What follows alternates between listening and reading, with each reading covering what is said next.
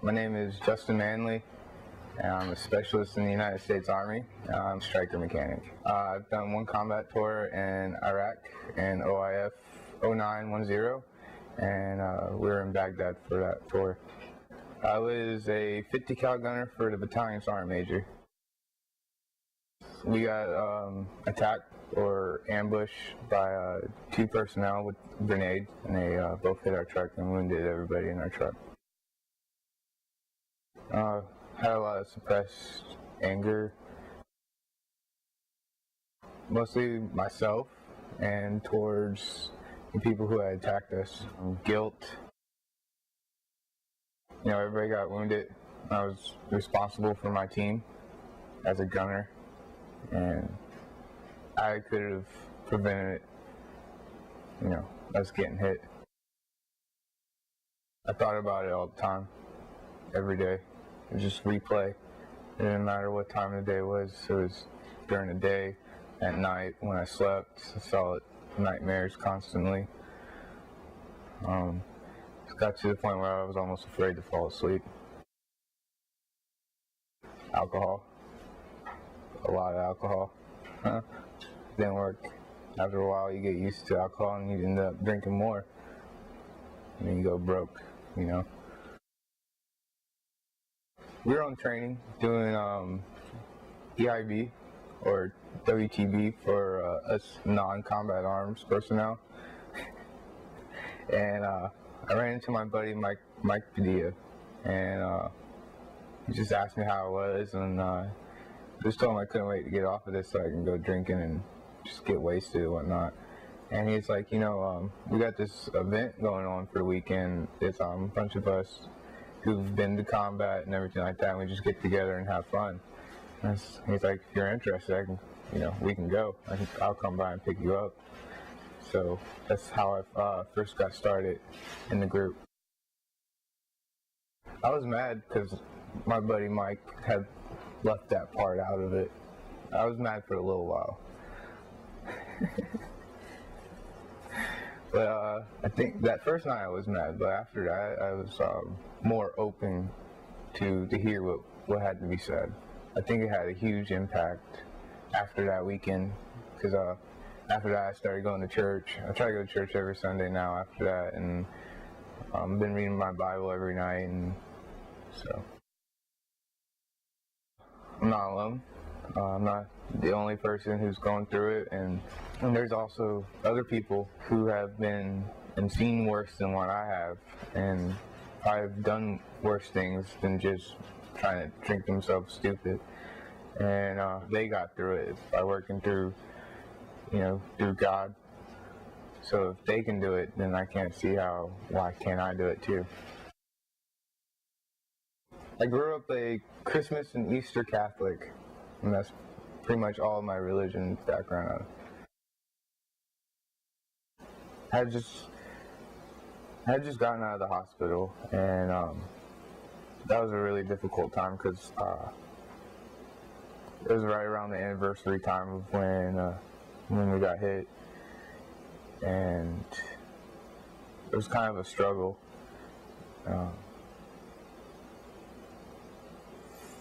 I tried to commit suicide. Well, after I got out of the hospital, I met up with Matt and Victor, like pretty much right away, who were also my mentors too in the group. And then after that, I met up with my sergeant major, and then the next day I saw Josh, who's also another mentor of mine. With Josh and Matt and Victor, we really dug into why I was in the hospital and where I need to go from there. And then with Josh, you know, we really dug into the Bible. And I was sitting in my room one day just reading my Bible and decided to call Josh, and I was like, I want to pray the sinner's prayer to be saved and accept Christ into my life.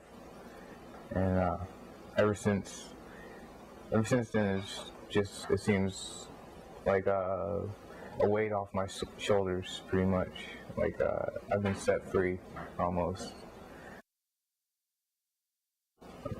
when I spoke to my sergeant major that we were at a coffee house, drink coffee, it just kind of came up, and she knew I was in a bad place at that time. I was in a really bad place, and we talked about it, and she reassured me that there was nothing that I could have done, and it was probably better off the way how things happened, because nobody really was really seriously wounded or nobody died. Just hearing it from her, somebody that I had looked up to since I've been in my unit, and as me going up in my career and everything, just hearing it from her is just it was comforting. You don't always have control over everything that happens in combat. Things are going to happen no matter what, and all you can do is react and try to keep your friends safe, and you just can't think about it, because stuff happens. There's nothing you can do about it, especially in a combat situation. Combat Trauma Healing Manual. It's a lot of information in there, and a lot of helpful stuff in it. A lot of it's coping, how to recognize your trauma, and actually not just skip certain parts of it and be like, okay, this is what happened. It actually makes you, if you really follow the book, it actually makes you dig deep down inside of yourself and see what your trauma really is and how it's actually holding you back.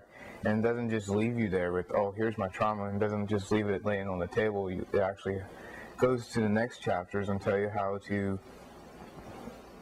actually live with it, because you're never going to get rid of it, but how to deal with it and live a healthy life, and in the path with the Lord too at the same time. And it also it lets you know you're not alone either, because there's also other people who've been through this trauma too. First time through the book, I avoided it, to be honest. I didn't want to deal with it at all. I tried to. The second time, I just had to brace myself and just pray. I think I did a lot of praying when I was doing that, and it was tough. I think the nightmares actually got worse, but after that, and after it was all laid out, like I said, I kept on going through the book. They steadily got better. Not only just praying and going to church and following the Combat Trauma Healing Manual, also went to group meetings where other veterans also come together who also have trauma and PTSD or TBI, and we come together and we talk about it, and then we dig into the book and we pull out key points of that book to help us out. Peer mentor helped me with my recovery, because when I was feeling down, or I was really struggling on some days, or if I just really needed to talk to somebody, it was pretty much a phone call away. Well, yeah, it's just a phone call away. We either meet up for lunch, or there were several times where we met up for coffee, or I just come over to their house, or they come over to my house, and we just sit and talk, and we go pull out the Bible, and we're just reading the Bible about other ones.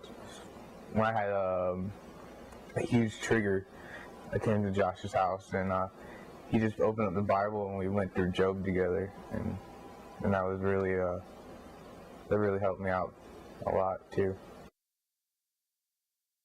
Or my healing environment was first and most of all God. Praying every day, when you wake up and go to bed. Reading the Bible, group, having the mentors, being able to call them and talk to them at least maybe once a day. Wednesday nights when the group gets together, when we all come together and we talk everything out and talk about how our week went, and we dig into the manual and Combat Healing Trauma Manual, and also, close friends, having close friends there who understand what you're going through but never been through it themselves, or even family in that same, same thing. Pushing you and keeping you accountable for what's going on. For somebody who's there supporting you, they don't really need to have experienced it at all. But they also have to be, they have to be open and understanding that some things just happen, and nobody's going to be able to understand why at the same time. But they just got to be there to support them, no matter what. Just to be able to sit there and listen. They don't have to talk too much or say that much. To just sit there and just, I guess, blow off steam sometimes if you need to, or if you're having a really stressful day, or you had a trigger or something, or if you had a nightmare, or you had a bad week, just everything was gone wrong. Just don't even have to do anything really, but just sit there and listen to myself talk, or whoever has that trauma who just wants to sit and talk to somebody. One day I'm sitting in my room and this new private comes up. He's never been to combat, or just brand new, spanking to the Army. He knocks on my door and wants to talk. And I was like, okay. My 5-year anniversary for my grandfather passing away, his grandfather raised him pretty much. And it was the whole reason why this kid joined the Army, because his grandfather was in the service too. So the first step I told him, I was like, to give you advice, I'm going to go through the Bible spiritually. Ever since then, he's been reading his Bible, and I've been helping him, doing kind of little Bible studies with him. Every now and again, he comes to church with me too. It was empowering to see that too, through somebody else. So next is I'm going to Germany, because the Army's telling me I have to go. And I plan on setting up another mentor group there, and helping veterans out with their traumas too, through the Combat Healing Trauma Manual. See how it goes once we get there. My message, to any soldier who's been through combat or suffering some kind of trauma from combat, you're not alone. There's other people out there who are suffering too, and you just gotta open your heart to the Lord too.